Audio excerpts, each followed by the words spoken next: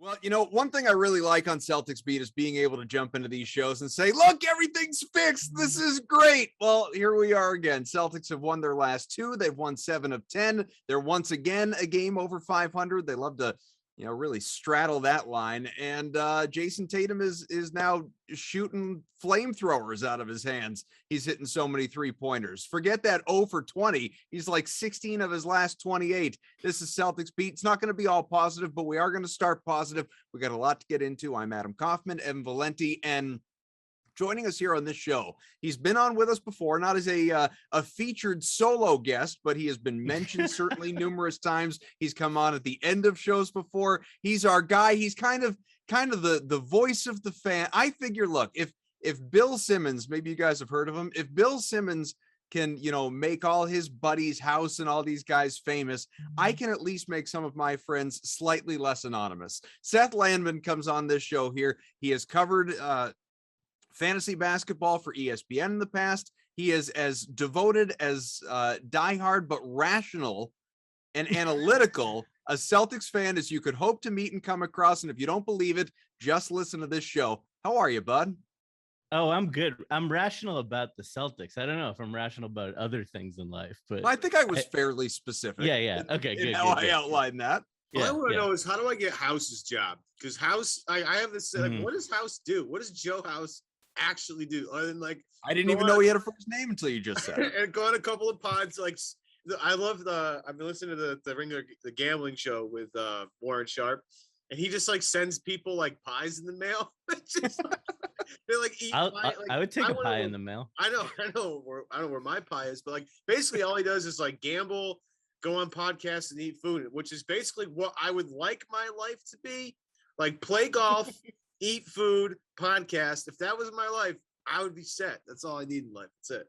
Well, it's I'm happy we have this platform. I was thinking about this the other day because Seth, we had B-Rob, we had Brian Robb on the last show, and of course Forsberg and all these guys that host podcasts of their own, Celtics or NBA themed. They're always so generous with their time. Sean Devaney, others, they'll come on this show, they'll chat with us.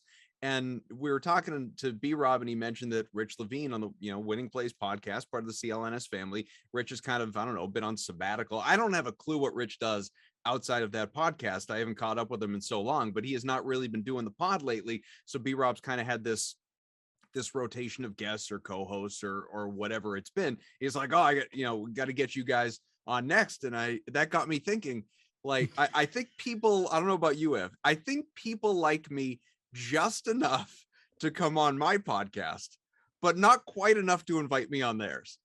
Huh.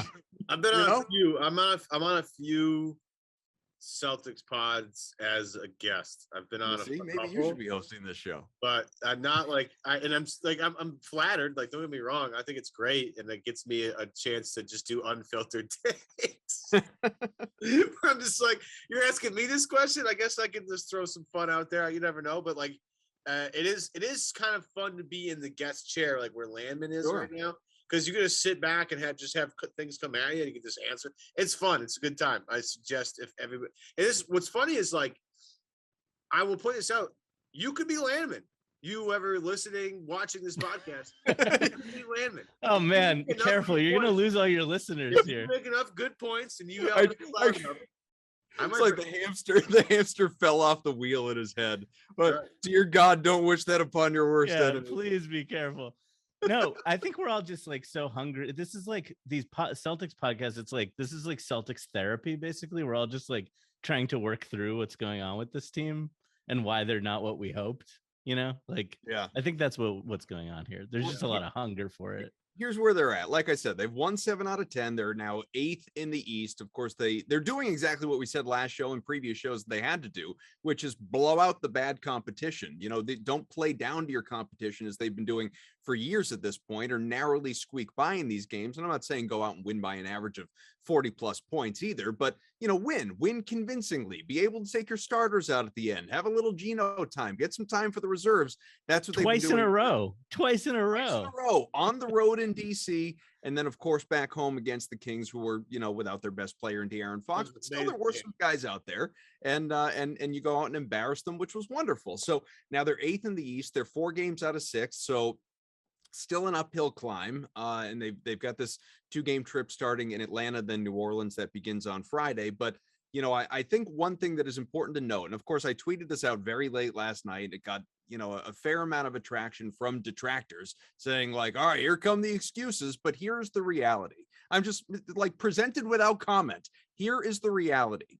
The Celtics have only, because of COVID and injuries, and every team has dealt with this year. This is not Boston specific by any means, but the Celtics have played 49 games. They have only had their preferred starting 5, of course, Jayson Tatum, Jaylen Brown, Al Horford, Robert Williams, Marcus Smart, for 14 games.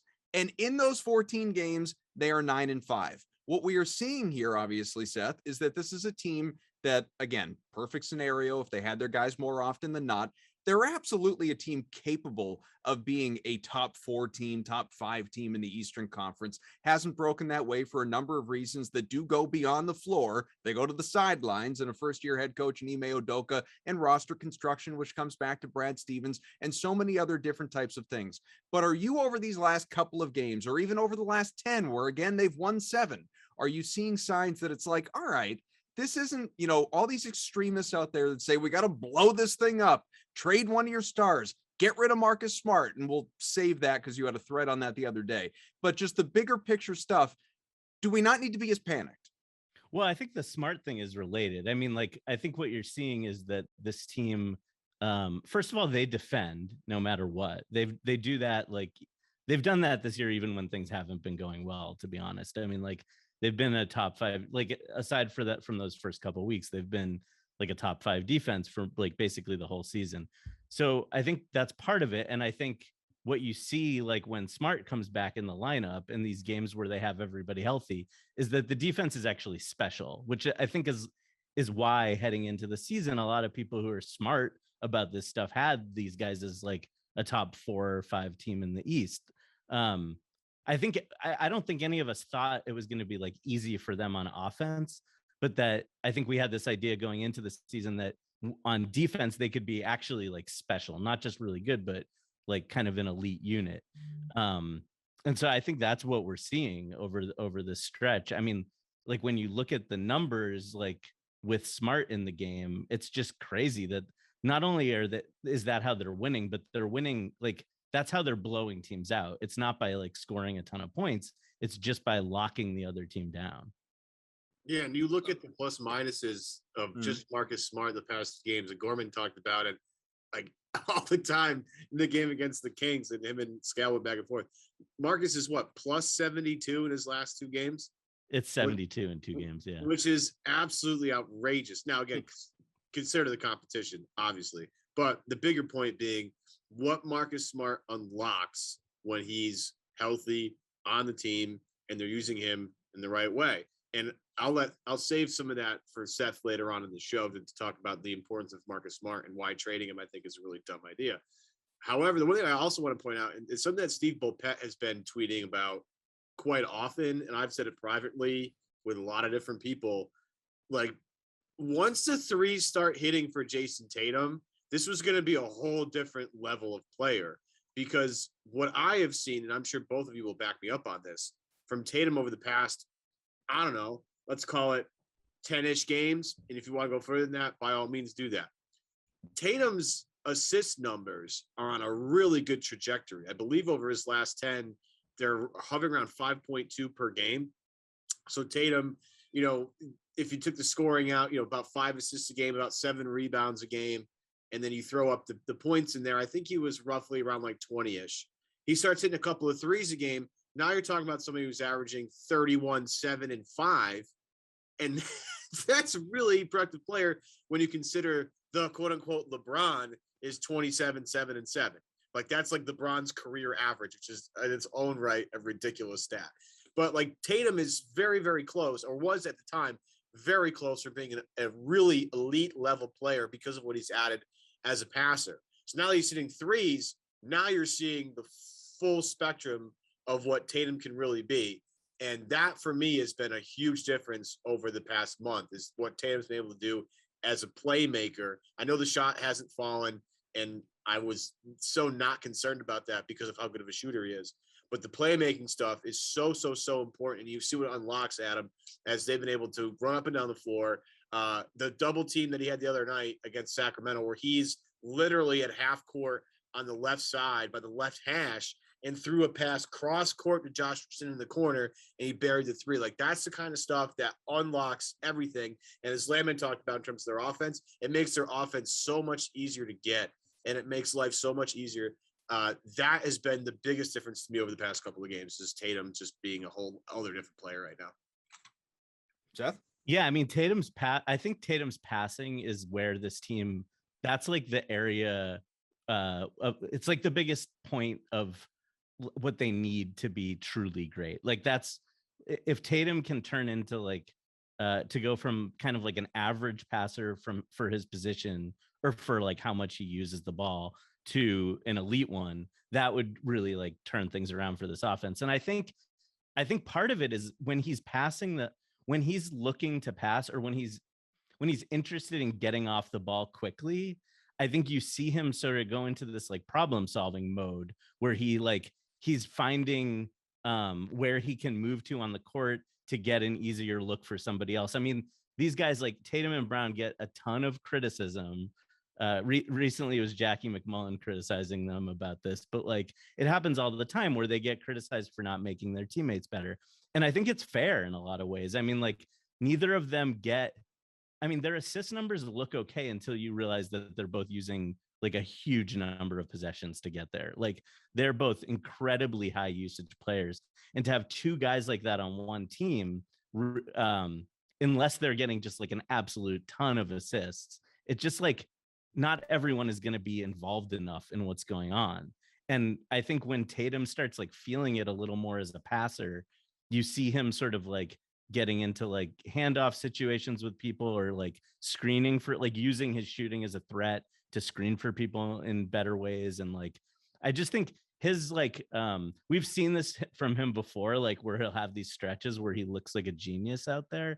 And that's like, more consistency around it. That is what they need to be like a really good offense and a good defense.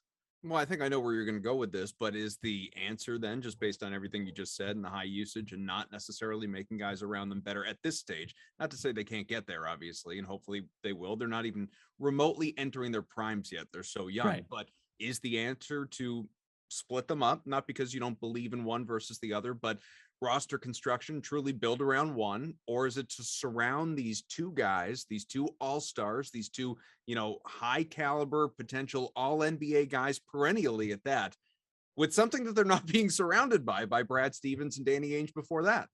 I mean, I would argue not only are they not being surrounded by enough shooting to leverage the fact that they're such high usage players, they're also not even being surrounded with like, in some lineups with enough passing. I mean, I think the reason the starting lineup works so well, even though you have these two bigs out there who aren't hitting shots from outside, is because Rob and Horford are both like really good passers. And when you have those guys out there with Smart, I mean, frankly, that 4-man group even works with Schroeder too, who's not a good passer. And it's because like then you have four guys who are seeing the floor a little bit. But when it's just Tatum and Brown and one of those guys out there, it's just like Tatum and Brown aren't special enough as passers to be like really make it. That's when you start seeing everything just get like so bogged down. And it like, if you're someone who watches basketball around the league, you just notice the way other teams get easy looks from time to time. And it feels like the Celtics just, everything always feels like such a slog on offense for these guys. And like, they have these two dudes who are incredible one-on-one scorers, like tough shot makers. They can do it. They can like grind out enough points to win with their good defense, even when it's not going super well. But like, man, you'd love to see life get a little easier for these guys. And you sent me a text. Well, you sent me a text yesterday that I then posted on Twitter because I just thought it was kind of funny. Like, today in sobering Celtics thoughts, it said the Celtics for the last 2 weeks are 6th in offense, 5th in defense, 2nd in net rating, of course, in the NBA, and they're 5-3.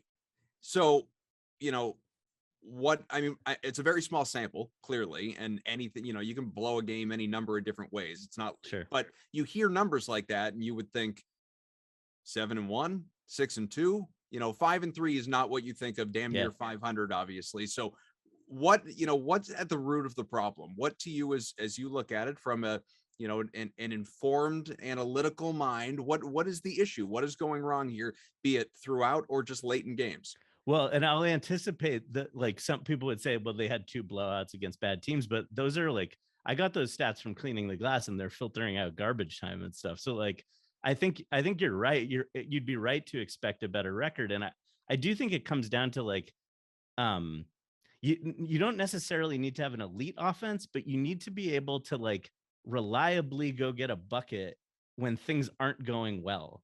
And the Celtics' only way of doing that is through isolation, right? Like they don't, they're great out of timeouts. Like when they have a chance to like go sit down and draw up a play, they actually do pretty well. But I think they rely on these 2 guys to like such a high degree that the rest of the players aren't empowered. And so when a defense comes out and double teams those guys or makes life miserable for them, the rest of the guys like aren't ready to be in a situation where they're able to like pick up the slack and make a play. I mean, like, I don't know. You see like guys, I see this when I watch the Warriors a lot, like a player like Juan Toscano Anderson, like gets the ball on a closeout and he feels empowered to attack, like to make a play on his own without having to like wait to kick back to Steph Curry or something.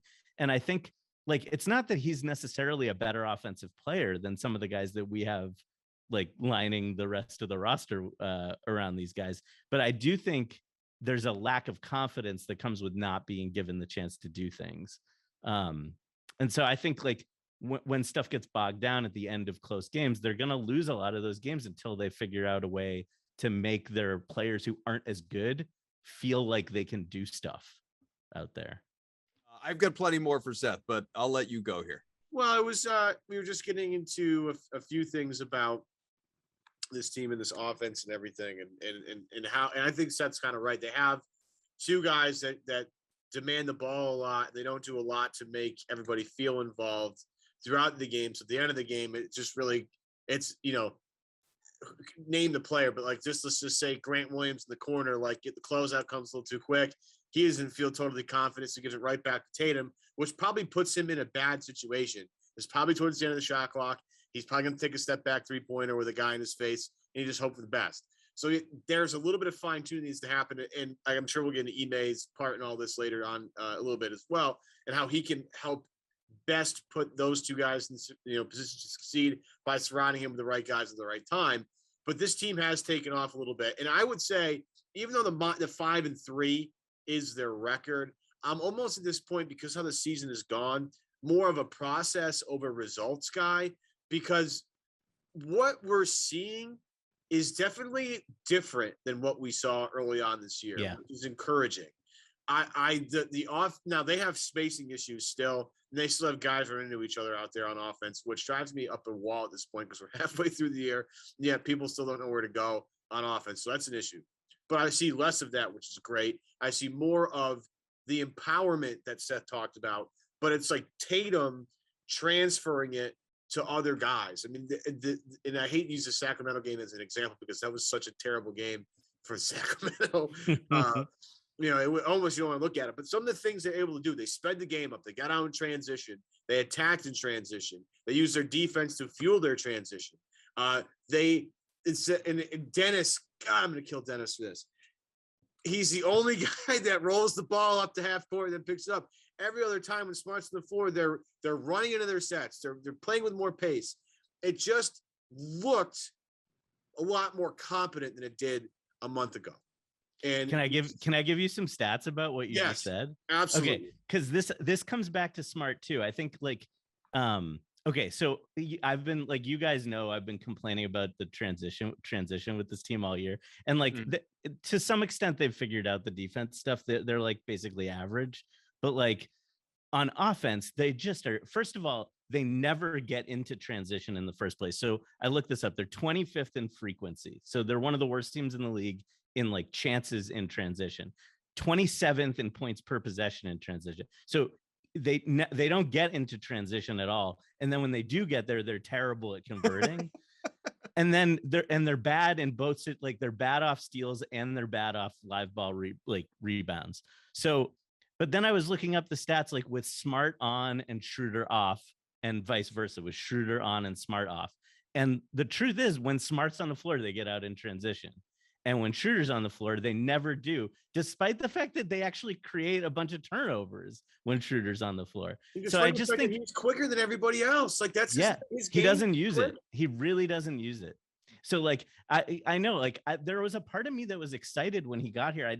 I think I had like watched him a lot because I like hate watch a lot of Lakers games, but like I don't think I knew like how bogged down he gets on offense. He just like he's a little too deliberate and he's not a good passer. And that combination of things, especially when you put him with Jaylen and Jayson, who like are great players but struggle with those things a bit themselves. I mean, this team plays a slow pace, right? Like it's a thing that drives us a little crazy about these guys because they're not playing a slow pace the way like Jokic's Nuggets are playing. Like they play a slow pace, but it's because they're like whipping the ball around and looking for the best shot, and like nobody's holding it for more than a second or two. That's not what you get when you watch the Celtics, right? It's like a slow pace and people are just kind of holding it. And I think that kind of stuff is just like death for offense, especially in crunch time. Especially unfortunately, all of that. Jaylen Brown was top 3 in transition points last year, wasn't he?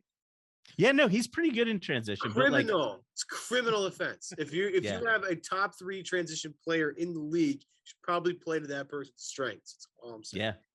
Unfortunately, all of that sort of it stole my thunder because I was just going to ask you the point blank question of why do you hate Dennis Schroeder? I mean, I think he has some utility. Let me start with the positive, maybe. Like, can I just say like one kind thing? Like, I do think sure, like just the one. In a one-on-one situation, he can break somebody down off the dribble. He's not going to like score efficiently once he does that, but he can like get by them. But like, I really think, I don't know, like you look up like cleaning the glass does like your assist rate, but like as a, like compared to your usage rate, he's like one of the worst guys in the league with this. Like for a point guard who uses as many possessions as he does, it's crazy how few assists he gets.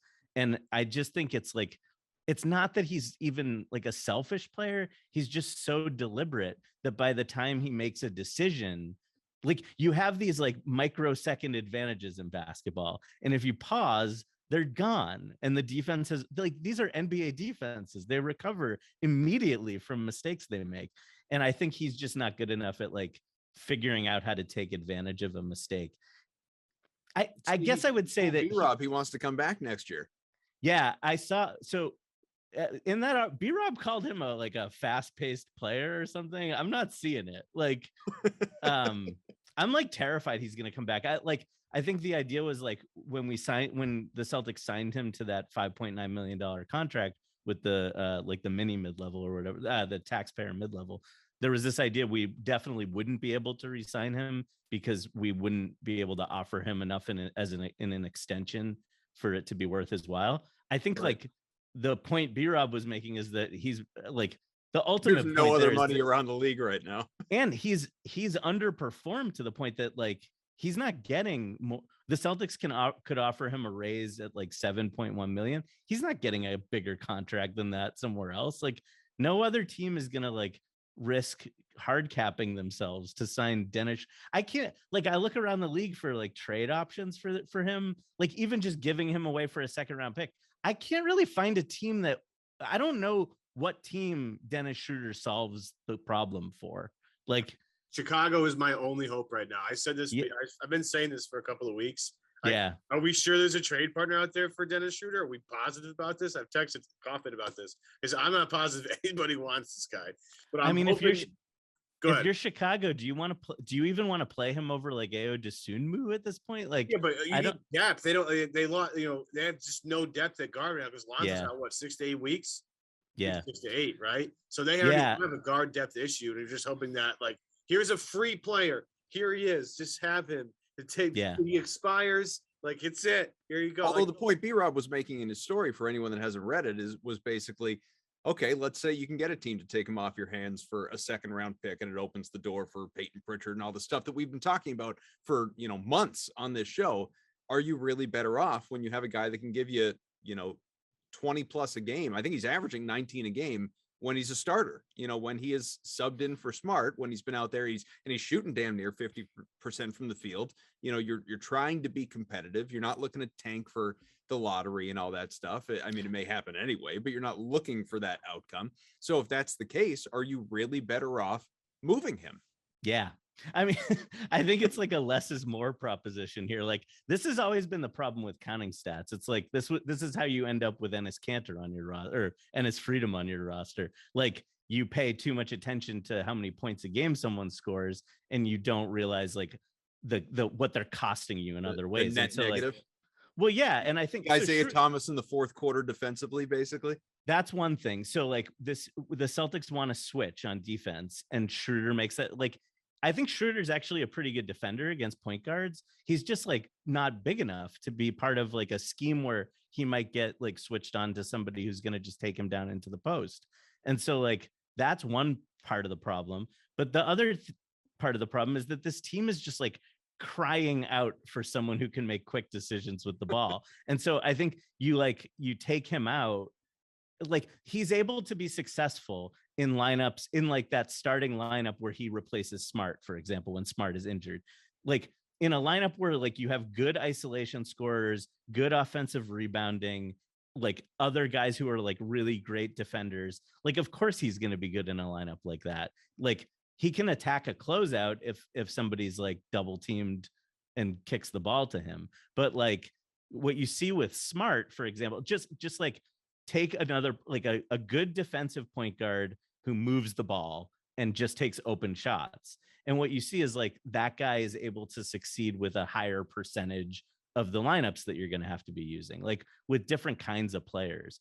And so I think like Schroeder's like whatever it is, like 15 points a game and then 19 as a starter. It's like, it sounds good, but I just think you get more with other guys in that space. Like I would rather see like what happens if you play like Richardson at the one, like in like a really big lineup with Tatum and Brown, or like what happens if you use like if you just use Peyton, like when does Peyton Pritchard or Aaron Nesmith get a chance to play with those four really good players and see what happens if you just like add somebody who's just like a standstill or a movement shooter with those guys? Like I just think we're not like exhausting the research with this team.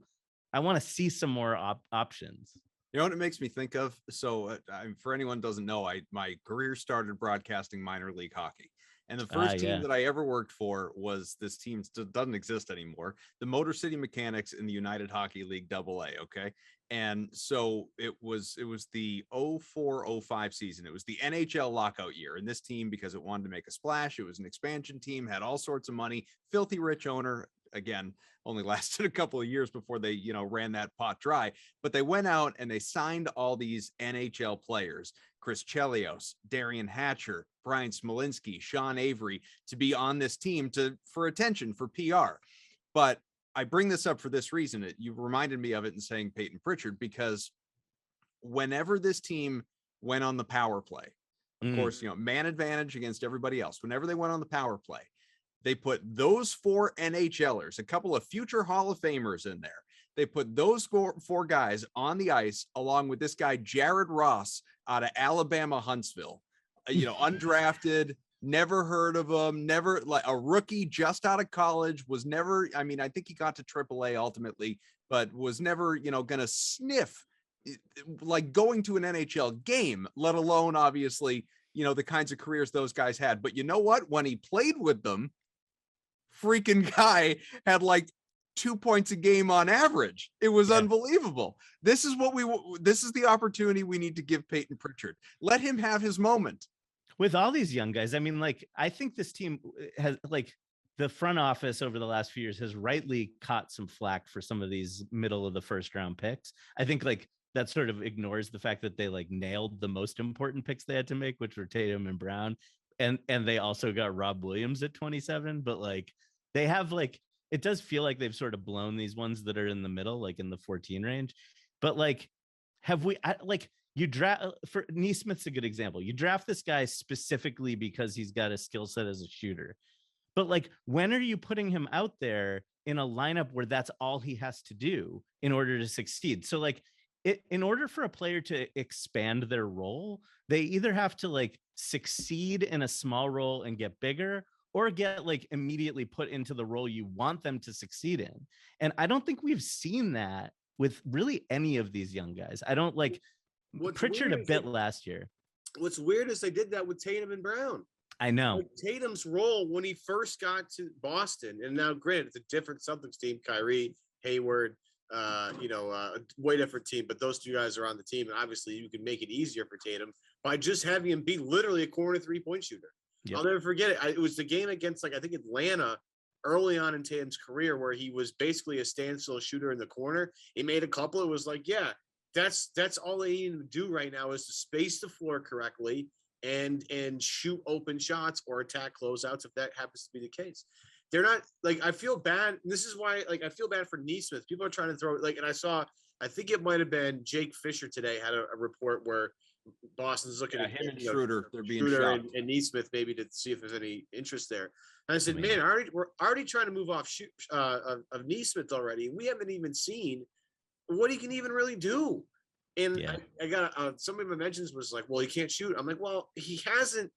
How do we know the opportunity to really shoot? Like the other night, he in garbage time against the Kings. I hate bringing this game up, but just recently, he got to actually like play an entire quarter, like nonstop. And yeah, he had some rough looks at it, but he also scored like 10 or 12 points. So my point being, if you gave him more, and I like the fact that like, has he played at all with Tatum, Brown, Smart, and Rob Williams at the same time? Like, I don't Not think really. Happened. No. So his only job is to switch on defense, space the floor, hit open threes. That's it. And I think if you give him the opportunity a couple of times more than never, that he might actually find some rhythm and be a good player for them. And this is the biggest problem people have had with the Celtics over the past couple of months is like, and Simmons talks about it constantly, how, well, you look at Memphis and they have Desmond Bane and Dylan Brooks and Slow-Mo Anderson, like all these guys that are playing with it. There's a guy literally on Memphis I'd never heard of before, and I don't even know what his name is anymore, who played there, and I couldn't even believe who the hell that guy was, but he was an effective player, and it worked. Because it's like, yeah, they put their guys out, like Taylor Jenkins puts guys on the floor that make a lot of sense. And that's my one issue here with a guy like Neesmith, a guy like Pritchard. Like Pritchard couldn't even get off the bench last night until it was a complete rout. Why? Yeah. Why is that? Like, why does it take forever to get him off the bench? Like, I watched him last year. You guys watched him last year. He was productive last year. Mm-hmm. Yeah. It's driving me crazy. Well, and then on top of that, we don't really get to, like, oftentimes it's gotten to the point that those garbage time minutes are when Freedom's getting into the game. And like, so we're not even really seeing if these guys can play defense either, because like they have to play like a totally different kind of scheme because that guy can't do anything. And like, so I just think first round picks are very valuable until the second that they're not anymore, right? Like they have a ton of value in trades because teams can talk themselves into like all the different potentialities that could happen with that pick, but they lose. It's like driving a car off the lot. Like it loses value when you draft someone, and then it loses even more value when that guy is in a role that doesn't make sense for him or sucks. And so like, I'm not suggesting here that like Neesmith and Langford and Pritchard are gonna be good players. I'm saying that I don't feel like I know the answer to that question. And I think like, yeah, I would love to see like what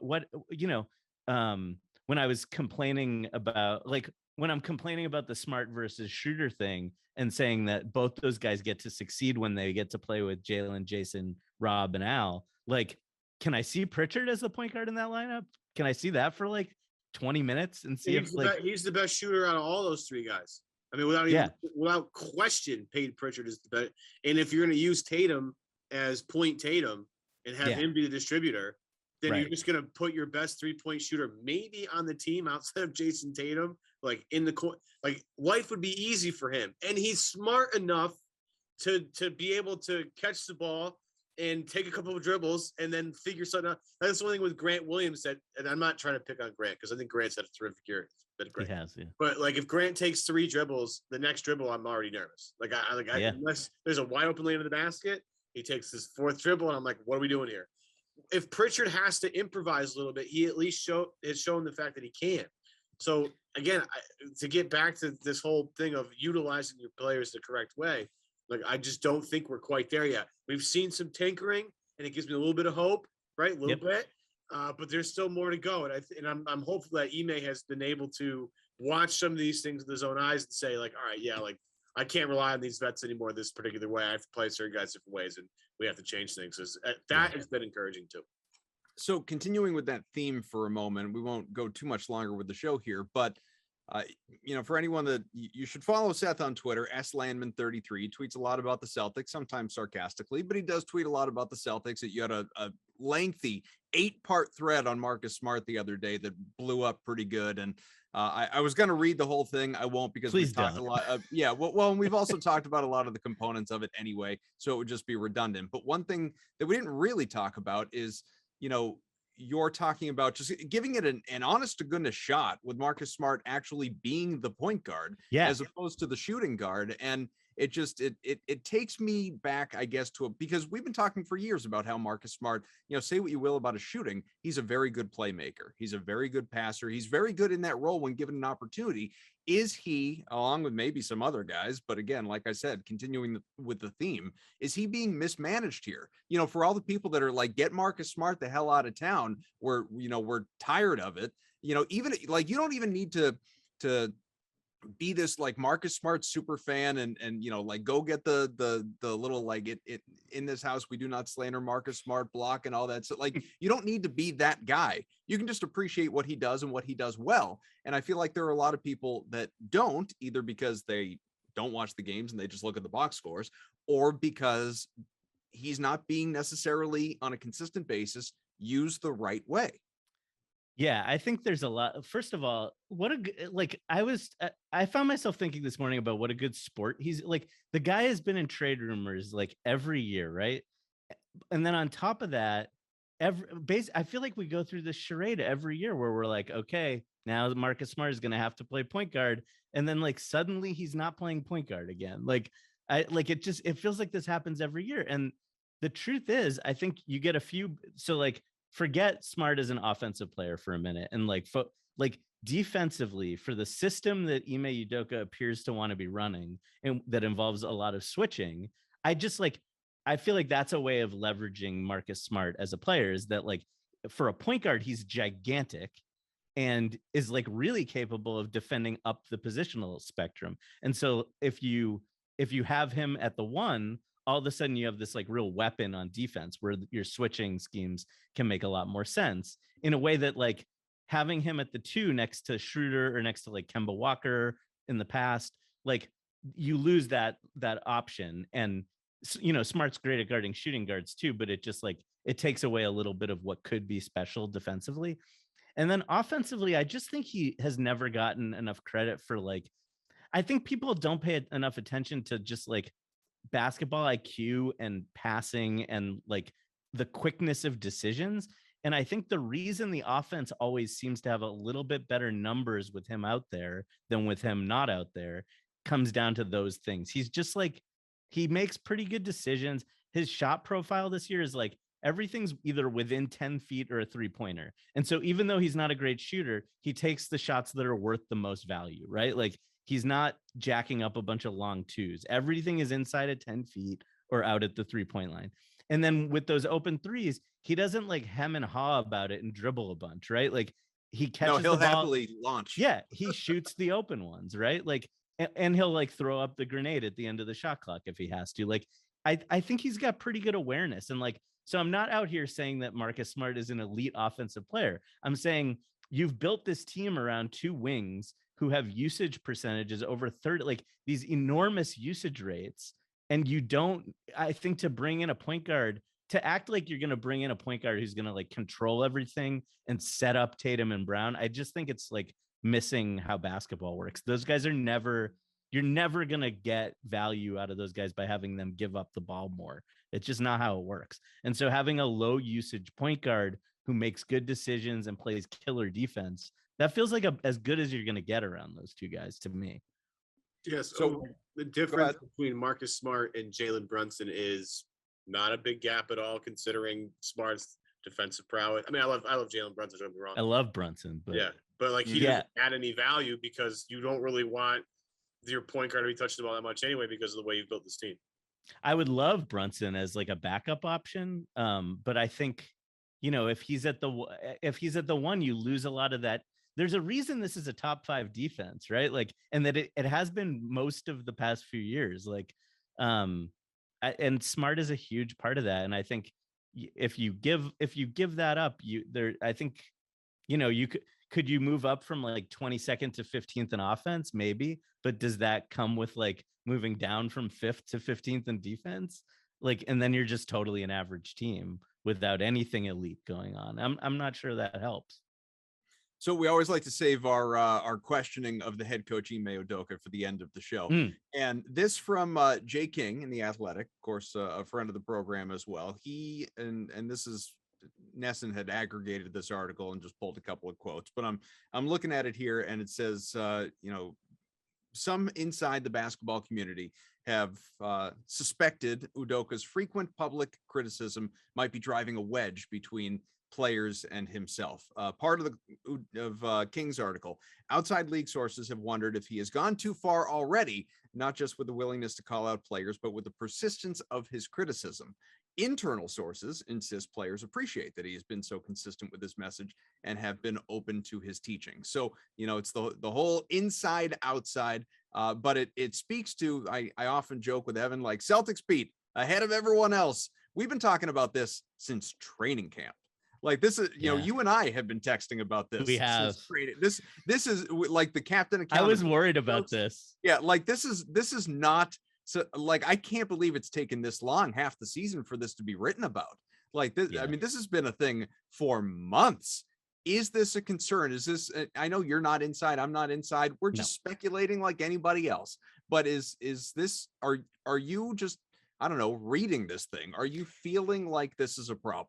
So I was like super excited about this hire, and then it was during the preseason. It was like all those moments where he's like talking to the media about effort a bunch, and he's like, there was that whole incident with Smart. Like, what did he like miss a flight or something? Yeah, and he missed a flight, and suddenly he's not naming captains. All of a sudden, I'm like, I'm here as like a person who's not in the locker room and like has no idea what's going on in the like inside. I'm hearing about this stuff all of a sudden. And that always just feels like a red flag to me. Like, as someone who follows the NBA closely from outside of it, it's like when I'm hearing about like players' individual weird little screw ups, that seems like a bad locker, like a red flag for what the locker room is going to be like. So I was like worried about it. And then I sort of stopped thinking about it because they like, all the internal reports kept saying that the players like kind of liked it or whatever. I just don't buy it that they do. I don't buy that these guys, like, every time you blow a game, you got to like hear about the effort. And I think it can't be a coincidence that these reports are coming out at the same time that it feels to me like in the last week, there's been a sea change in how Ime Udoka is talking to the media. Like, I feel like he is taking ownership over what's going on in his quotes a lot more in the last week than he has for the whole rest of the season. ever since he publicly questioned whether he needs to call a play. Yeah, ever since the next game press conference where I couldn't believe the press conference. I was the worst press conference I've ever seen. It was like he was talking about like making, like, do I have to call a play? Do I have to make adjustments? And I was like, yeah, guy, that's your job. It's on the job description, man. It's not a lot. Like, that's pretty much primarily what it is. And so, like that, I was texting both of you after that game. I was like, I cannot believe these quotes. I cannot. In the course of talking, you had to miss that show. I felt so bad. I was like, man, this is like the freaking COVID. It was the worst show to miss because I was so fired up at the end of that game. And I honestly wish I had done it live after the game instead of the next morning, because it would have been even crazier than it was. But like, I just could not believe the quotes that were coming out of his mouth. But to Seth's point, is like, it does seem that some like, and that's kind of always been my thing. Is like he is a first-time head coach. He needs to learn. He needs to figure things out. Like he's going to understand that. And this is maybe where all the Belichick disciples fall short, right? The guys that have come after him to try and like they all stink at it, except for Mike Vrabel, who's amazing. Like they try and be. Of course, he wasn't a Belichick disciple. He only played for him. It's the same thing. They learned the same culture there. Anyway, I have like my worry about is the worry thing with a lot of Popovich assistants is, can they do their own version of what Pop does? Because you can't just take a copy and paste. Without Popovich there, it's never going to be the same. It's not possible. Yeah.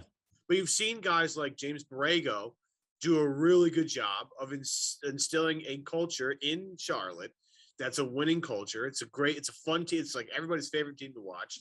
And they have something going. Like, we'll see how it progresses, but they've at least got something. They at least have an identity. With Ime, like it seems like defense was always going to be his identity, but there was some things that were just really weird, and like I just didn't understand it. And I'm trying to figure out. He's trying to find his place again. With Seth's point, it seems like he's trying different things, whether it's speaking to the media or trying different lineups or running plays. Right? All of these things are all new things that I think are really great. So as much as we kill Ime, we've done it a lot on this show. We've done it a lot on Twitter and a lot all over the place. I am encouraged a little bit by what we've seen recently in terms of their play, his attitude to the meet and all that stuff. I think it's been nice. I'll just say though, that one thing that makes me a little bit nervous, I'm ready to give this guy, I think it's like an incredibly hard job to come into. And I think he'll get better at it. I happen to think this team was like ready for a coach who didn't have that learning curve. Maybe I think there's a lot of talent here. And it makes me nervous that a lot of the adjustments that we're getting excited about over the past week are things that that could have been happening from day one. Well, that someone as dumb as me was worried about at the beginning. I was worried about this Schroeder, about the ball sticking with Schroeder, and about man, you can't have Ennis in the rotation. It just isn't going to work. These are not things that people didn't see coming. So that's a little tricky for me. I do want to say though, the coaching thing is like Borrego, it does feel like Charlotte's got this great thing going on with Borrego, but this brings me back to ball movement and passing and players feeling like they're a part of what's going on. I mean, compared to, you look up time of possession stats and how many dribbles guys take and how long they hold the ball. LaMelo is a point guard who gets guys great shots and he does not hold the ball. He gets off the ball. And I think that's a big, we might want to attribute a lot of good vibes to coaching, but I think a lot of times it's about this other stuff. It's is Michael Malone a great vibes coach, or is Nikola Jokic the most fun teammate who's ever existed? I think it's both, because Michael Malone coached in Sacramento, and Sacramento, for some dumb reason, yeah, there were good vibes there. He's gone. It doesn't make any sense. But you're right. The players has something to do with it too. And LaMelo just seems like a top 5 player to play with. He seems both LaMelo and Lonzo are fun as hell to play with. They seem like that's the crazy thing about the Ball brothers is that despite their dad, obviously being a pain in the ass for a long time, he hasn't been recently, so they're fun to watch. They've always been fun to watch. Lonzo's UCLA teams were super fun to watch. But I'm not going to lie. After the Knicks game, I was like, Mike D'Antoni might make, what's he up to right now? Because I'm willing to go down that road right now. That's how low I am. Hopefully you guys learned a lot. We don't want to just hit you with a hot take show. Wanted to dive deep into some of the numbers, the analytics, and what the heck is going wrong with this squad and try and right that ship and move, I don't know, more than a game over 500, and hope obviously things continue to trend in the right direction. The trade deadline is right around the corner. It is February 10th. There have been names like, a Daniel Tice reunion. I've seen Will Barton written about, Kevin Herter, Justin Holiday, so many others. Let's just see. Let's see if any of this, as we get a little bit closer, we'll dive deeper into all of it. Obviously, we'll have another show or two before the deadline gets here. We'll see if any of this is realistic. But for now, I think we can just agree, don't trade Jayson Tatum, don't trade Jaylen Brown, don't trade Robert Williams, don't trade Marcus Smart. From there, do whatever the heck you want and just hope you can get some value back. Kevin Valenti, Adam Kaufman, Seth Landman, thanks for being with us, buddy. Happy birthday, Thanks. Kaufman. Great to Happy be here. birthday, Happy Kaufman. birthday, Kaufman. Well, thank you. Rate, review, subscribe, leave us a kind comment, even if it just says happy birthday. We'll see you next week on Celtics Beat.